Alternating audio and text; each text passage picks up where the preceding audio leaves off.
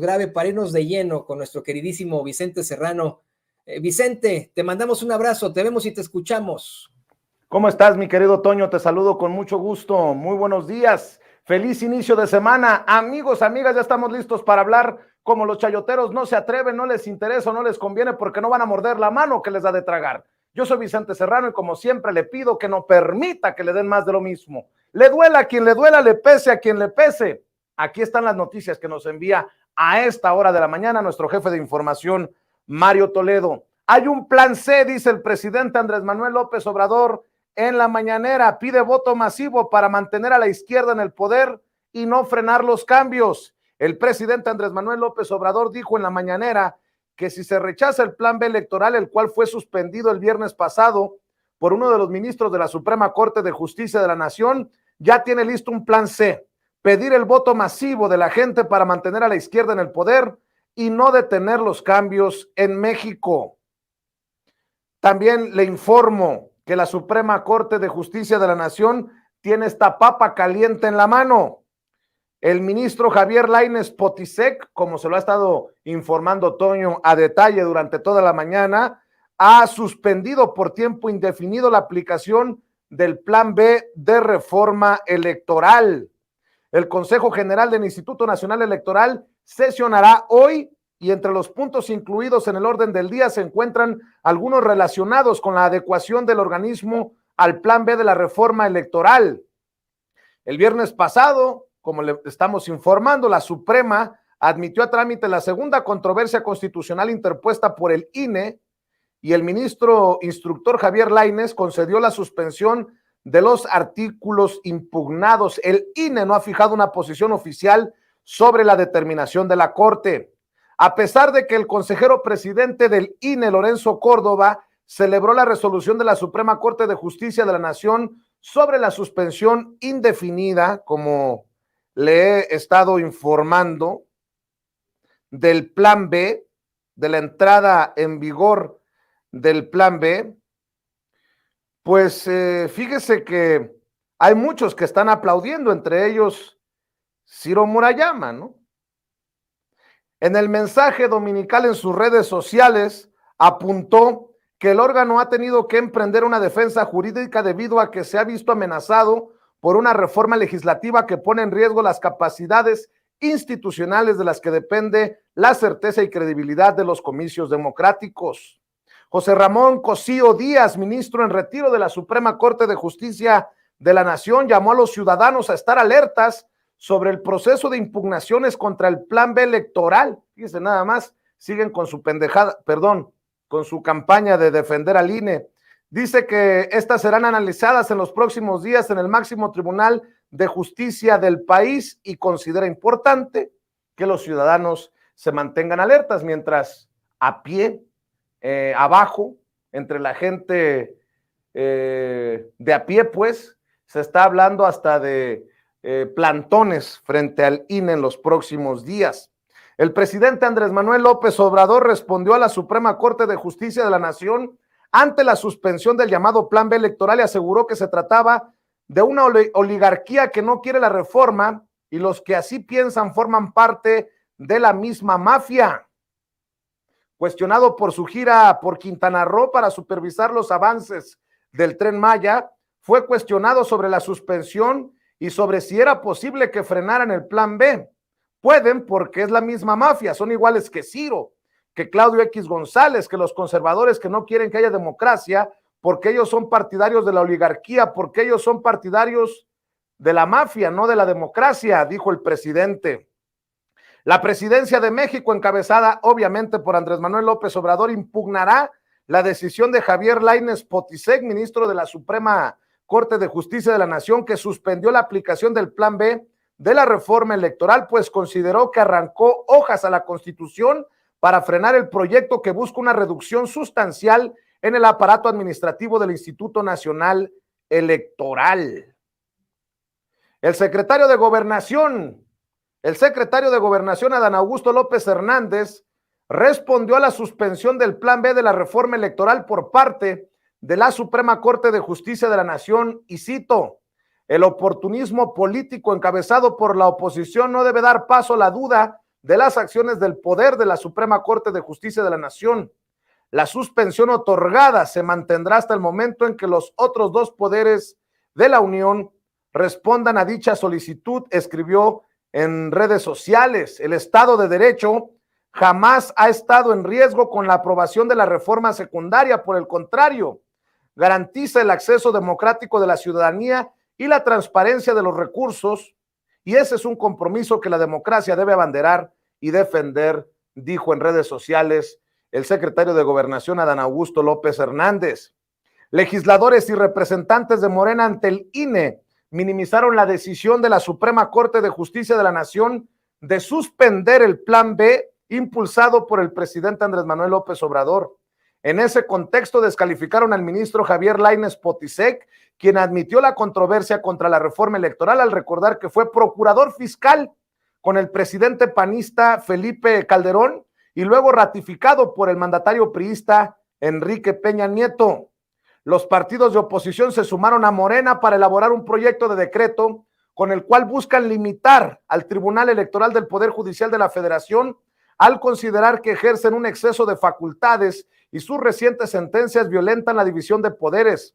La propuesta de decreto está fechada para el 29 de marzo, cuando se pretende dar a conocer. Además, precisa que participaron todos los partidos políticos, con excepción de Movimiento Ciudadano, que fue el único que no nombró a una representación para su elaboración. Es que todavía le están secando las lágrimas a la senadora, ya sabe, Patricia Mercado, que quedó literalmente, en mi opinión, en ridículo al llorarle al Porfirito. Bueno, en otras noticias, el presidente del Senado, el morenista de Puebla, Alejandro Armenta, presentó una iniciativa para establecer que los magistrados del Tribunal Electoral del Poder Judicial de la Federación sean elegidos por voto de los ciudadanos. Esta propuesta modifica la Constitución y dos leyes secundarias para cambiar el método de elección de integrantes del Poder Judicial. El Comité Técnico de Evaluación dio por concluido su trabajo entregando este domingo un sobre cerrado con las quintetas de los aspirantes a integrar el Consejo General del INE a la Junta de Coordinación Política de la Cámara de Diputados. En voz de una de las integrantes del Comité Técnico, Araceli Mondragón, se explicó cómo fue el proceso para definir las 4 quintetas que en los próximos días deberán ser sometidas a consideración del Pleno de la Cámara de Diputados. Estamos al pendiente también de este proceso. Cualquier aspirante a consejero del INE va a ser mejor que los que están, dijo el presidente en la mañanera. Dijo que quienes ocupen las nuevas vacantes que se liberan el próximo 3 de abril en el Instituto Nacional Electoral serán mejores que quienes las ocupaban luego de que el Comité Técnico de Evaluación de Aspirantes entregara, le decía, las 4 quintetas de finalistas a los cargos de consejera presidenta y 3 consejeros electorales a la Junta de Coordinación Política de la Cámara de Diputados. A ver si no empiezan a hacerse las víctimas y tirarse al suelo Ciro Murayama y Lorenzo Córdoba. El presidente también dijo en la mañanera que ante los señalamientos de que varios simpatizantes de Morena integran las quintetas para elegir a 4 nuevos consejeros del INE, que no están impedidos para hacerlo, limitándose a asegurar que serán mejores que Lorenzo Córdoba y Ciro Murayama. El presidente Andrés Manuel López Obrador fue cuestionado sobre los aspirantes a consejeros del INE y que algunos están vinculados con Morena, como Berta Alcalde, la hermana de la secretaria del Trabajo, quien participó ya en su gobierno en la Secretaría de Seguridad y en la COFEPRIS. Descartó que haya vínculo entre Morena y algunos aspirantes a formar parte del Consejo General del INE. Berta María, alcalde Luján, aseguró que está lista para trabajar por un Instituto Nacional Electoral que no pierda la brújula y sostuvo que de llegar al cargo hará más con menos, pues criticó el costo del órgano electoral. Asimismo, tomó distancia de sus familiares y sostuvo que desde el inicio de su carrera tomó un rumbo distinto, por lo que sabe trabajar sin tintes partidistas.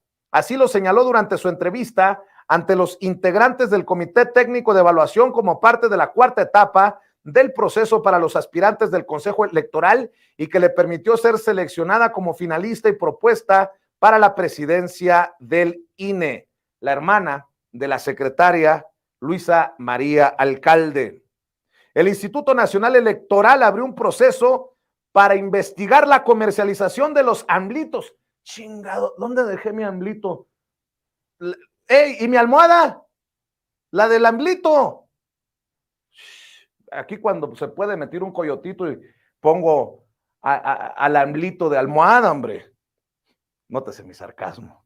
El INE abrió un proceso para investigar la comercialización de los amblitos, la caricatura del presidente Andrés Manuel López Obrador, que durante 17 años ha acompañado los mítines de su movimiento, y también investigará las llamadas delfinitas que representa la precandidata al gobierno del Estado de México, Delfina Gómez. Y sí, mi amigo Charlie me manda un mensaje, no mames, ¿en serio? Sí, en serio. Dice Martín Faz Mora, consejero electoral, considero que es necesario abrir un proceso oficioso con la finalidad de verificar el origen, destino y aplicación de recursos que tuvieron los artículos de venta como los peluches con la figura de la precandidata, entre otros, detectados en los eventos de precampaña realizados. ¿Por qué no mejor nos averiguan dónde quedaron las Harley Davidson, consejero? ¿O por qué no nos aclaran cuánto dinero se va a llevar Lorenzo Córdoba ahora que se largue mucho a la academia cuando deje su puesto en el INE? Andan en fin. El INE sanciona partidos por irregularidades en las precampañas del Estado de México y Coahuila. El Consejo General del INE aprobó imponer sanciones económicas por un monto global de 6.6 millones de pesos a partidos políticos por irregularidades encontradas durante la revisión de los informes de ingresos y gastos correspondientes a la obtención de apoyo ciudadano y precampañas en los estados de Coahuila y el Estado de México. Morena fue el partido con mayores sanciones económicas, tanto en el Estado de México, con 623,777 pesos, como en Coahuila, donde la multa fue de 4,951,758 pesos. Ahí en donde Delfina Gómez, la maestra Delfina Gómez, está muy cerca de arrebatarle la joya de la corona al PRI, y en donde Armando Guadiana pues anda batallando con aquella división. Ya ve que no hubo alianza con el PT y va por su lado Ricardo Mejía Verdeja, pero así están las cosas por esos estados. La DEA lanza alerta. Estados Unidos califica a cárteles de Sinaloa y Jalisco como principales amenazas para el país. El cártel de Sinaloa y el de Jalisco Nueva Generación son las principales amenazas para la salud y las comunidades en Estados Unidos, aseguró la DEA en su informe final del equipo de revisión de operaciones extranjeras, que contiene recomendaciones para mejorar la eficacia y mejorar la integridad de las acciones extranjeras de la agencia. Recordó que en septiembre de 2022 creó una unidad dedicada solo a perseguir y desmantelar los esfuerzos de esas dos organizaciones transnacionales para traficar con fentanilo y metanfetaminas a Estados Unidos. La DEA ha identificado a los cárteles de Sinaloa y Jalisco como las principales amenazas globales contra Estados Unidos en la actualidad, y creó equipos de contraamenazas dirigidos a estos dos cárteles para que toda la DEA pueda trabajar sin descanso para derrotarlos. Se lee en el informe firmado por Ann Milgram, directora de la corporación. La DEA agregó que para lograrlo está construyendo nueva tecnología para apoyar la misión en las 334 oficinas en todo el mundo. Y bueno, pues en este sentido también le quiero informar que hay un informe de la DEA que menciona 69 países y nada de su corrupción. Después de casi 2 años y de haber gastado por lo menos 1.4 millones de dólares, la DEA publicó una revisión externa a sus operaciones en el extranjero que dio poca importancia a los recientes escándalos de corrupción y ofreció una serie de recomendaciones que son, de acuerdo con los críticos, demasiado vagas. La mayor parte del reporte de 50 páginas esboza la huella de la DEA en 69 países, al tiempo que elogia sus esfuerzos para tapar enormes huecos en la supervisión de los operativos encubiertos de lavado de dinero y de las unidades especiales en el extranjero. Las recomendaciones son muy amplias y carecen del mérito o del valor que mejorarían las operaciones exteriores de la agencia, estimó Mike Vigil, exdirector de operaciones exteriores de la DEA. ¿Qué hay de acabar con el sistema de amiguismo en el que se ascienden unos a otros sin estar calificados? Pregunta Mike Vigil. Válgame Dios. Pero bueno, en este reporte nada de los casos de corrupción de la DEA. A unas semanas del primero de 3 encuentros que los obispos de México tendrán con el Papa Francisco en el Vaticano a finales de abril y julio próximos, a quien le entregarán un informe de la situación de la violencia e inseguridad en el país, el arzobispo de Morelia, Carlos Garfias Merlos, afirma que el crimen organizado ha avanzado tanto hasta tener control de ciertas partes de nuestro país y la colusión con las autoridades de todos los niveles del gobierno. A ver, ya que la Iglesia Católica se mete en estos temas, ¿cómo cuánto le lavan al narco ustedes desde sus púlpitos, desde sus sotanas? ¿Cuánto? Hay que preguntarle al obispo, porque escupe veneno y hay que recordarle que le puede caer en la cara. No hay otra opción, dice el embajador de Colombia. Andrés Manuel López Obrador debería negociar con los grupos criminales, válgame Dios.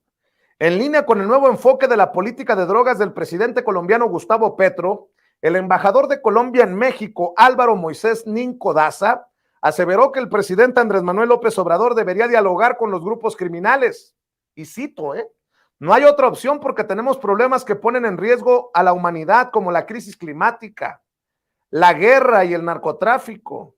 La criminalidad solamente expone más a la humanidad, dijo el embajador. Si México y Estados Unidos pelean, delincuentes se reirán de nosotros, dice la secretaria de Seguridad y Protección Ciudadana, Rosa Isela Rodríguez, por cierto, muy a tono con las declaraciones que le dio en exclusiva a nuestro compañero y amigo Luis Guillermo Hernández para el inicio de su programa en Agenda aquí en Sin Censura TV. Los delincuentes se van a reír de nosotros, dijo Rosa Isela Rodríguez, por si ocurriera un desencuentro entre los gobiernos de México y Estados Unidos, por si los gobiernos no colaboraran entre sí. Estamos separados, los delincuentes se van a reír de nosotros si estamos peleando entre nosotros y discutiendo, advirtió la secretaria. El secretario general de la Organización Internacional de Policía Criminal, Interpol, Jürgen Stock, dijo que los grupos criminales tienen el potencial para socavar el Estado de Derecho no solo en América, sino a nivel global, en tanto han diversificado sus actividades y asimilado métodos cada vez más sofisticados para operar y esconder sus multimillonarias ganancias ilícitas, dijo. La Fiscalía de Quintana Roo permitió a Cemex acceder al puerto controlado por Vulcan. El diario español El País revela que una batalla privada por el acceso a Puerto Punta Venado en Quintana Roo se ha convertido en un nuevo frente entre México y Estados Unidos. El conflicto estalló el pasado 14 de marzo en un inusual operativo de madrugada. Un convoy de agentes de la Secretaría de Marina y representantes de la firma mexicana Cemex ingresaron a las instalaciones de Vulcan Materials en el sureste mexicano. La cementera más grande del país llevaba 3 meses sin poder acceder al puerto, un punto estratégico que había usado para recibir barcos de cemento durante más de 20 años con la venia de la Vulcan, la concesionaria de la infraestructura. La minera estadounidense calificó este acto como una ocupación ilegal y aseguró por escrito que Cemex no contaba con ninguna orden judicial, autorización u otra justificación legal para su entrada y ocupación forzosa. Son todas estas noticias las que nos está enviando a esta hora nuestro jefe de información, Mario Toledo. Exigen en foro de la ONU cierre definitivo de Calica. La empresa Calica, filial de la estadounidense Vulcan Materials, ha escalado el ataque contra las comunidades aledañas a la mina y del gobierno mexicano al grado de politizar el tema, no solo en tribunales internacionales, sino en el Congreso de Estados Unidos, para exigir una indemnización millonaria a costa del grave deterioro ambiental y la violación de los derechos humanos de los habitantes mayas, aseveraron defensores y especialistas en la materia. En un foro virtual coordinado por la ONU realizado desde Nueva York en el Día Mundial del Agua, los activistas señalaron que la minera se ha tratado de apoderar como si fuese una propiedad del territorio mexicano para seguir contaminando el manto freático del que dependen miles de personas y comunidades indígenas de Playa del Carmen en Quintana Roo. Organizaciones ambientalistas realizaron una cadena humana en Puerto Morelos, Quintana Roo, en protesta por los presuntos daños ambientales causados por las obras del Tren Maya y por el riesgo que representarían para los ecosistemas de arrecifes el traslado de la piedra porfirita importada de Cuba. Poco más de 200 integrantes de organizaciones no gubernamentales como Sélvame del Tren, Voces Unidas Puerto Morelos, La Selva Salva, Selva Maya SOS, Puerto Morelos Sustentable, el Centro Mexicano de Derecho Ambiental, Voto por el Clima, entre otras, protestaron por la presunta destrucción de cenotes, manglares, arrecifes y la selva. No me queda claro si participó ¿cómo se llama? Eugenio Derbez, o el vocalista de Café Tacuba, o esta cantante, ¿cómo se llama la cantante, Toño? No es Julieta Venegas, esta Natalia Lafourcade. Natalia Lafourcade. Por cierto, ¿cómo estás, mi querido Toño? Ahí están las noticias más importantes a esta hora de la mañana. Muy bien, Vicente. Fíjate que cuando ocurrieron estas declaraciones verdaderamente funestas y desafortunadas de Natalia Lafourcade, dejamos de escuchar en esta casa su hermosa música. Y mi esposa y yo tenemos una canción entre ellos, vamos, nuestra canción de cuando nos casamos, que es esta canción que hizo Natalia Lafourcade con Juan Gabriel, Ya no vivo por vivir, que a ti te gusta mucho, por cierto. La pusimos en la boda, te acordarás tú perfectamente. Pero después lo pensamos muy bien, lo analizamos y dijimos, bueno, pues la verdad es que una cosa es el arte de Natalia Lafourcade y otra cosa pues, son sus ignorancias, ¿no? Así que ya la volvemos a escuchar, pero sí, Natalia Lafourcade. Y te mando muchos saludos, muchas noticias, mucho de qué hablar hoy. Así es. ¿Cómo has estado? Pues muy ocupado, mi querido Toño, en este lanzamiento de Sin Censura TV 24 horas. Por eso también le vamos a pedir en estos momentos a las miles de personas que están conectadas que nos ayuden compartiendo, porque a veces nos esconde más unos días que otros YouTube. Así que, por favor, suscríbase y comparta nuestros videos en Sin Censura TV, Sin Censura Media y Sin Censura Presenta. Somos por ahí de 3 millones en total.